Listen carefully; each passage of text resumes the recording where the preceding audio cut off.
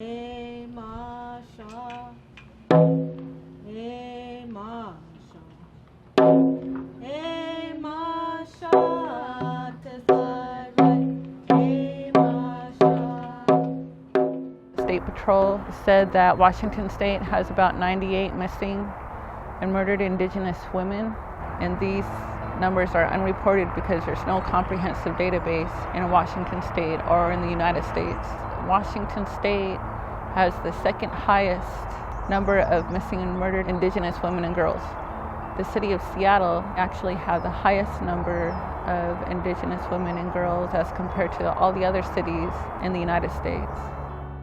Well, as a father, I look at those dolls and I think about my 5 daughters. I could have 5 daughters sitting on those steps, represented by the doll. And if that doesn't hit you in your spirit, then I don't know what will.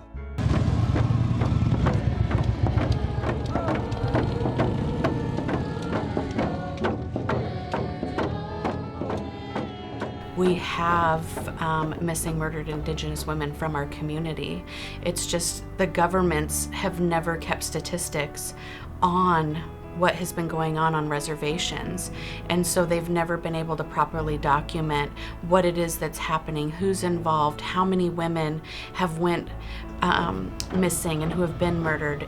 Once we start building a database and we're able to show our own statistics, that's something that we can bring legislatively forward to show it is an issue, we are tracking it, this isn't history, this is now. I believe that our children are our most precious of all natural resources. Without our women and without our children, there will be no future. So we need to stand up and protect them. We're dispensable in the eyes of the government. But in the eyes of our ancestors, we're here today.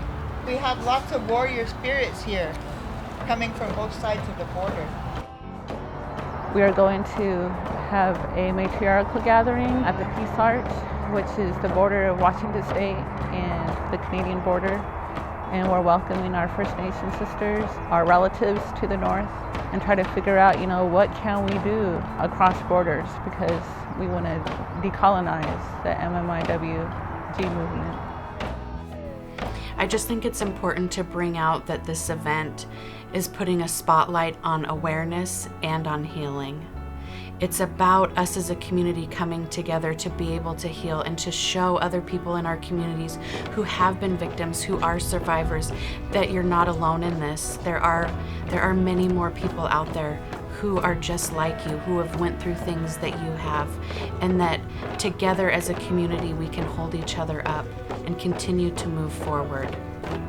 The communication aspect is going to be critical, because we don't want these things to continue the way that they are. We want to solve them now, and we want to stop future acts from happening. I'm going to challenge every tribal police chief in the state of Washington to start talking to each other. Helping to bring awareness is just the first step, but there needs to be more than awareness, there needs to be action. I'm just hoping that this is the beginning of a missing, murdered Indigenous women and girls task force. This is just the beginning.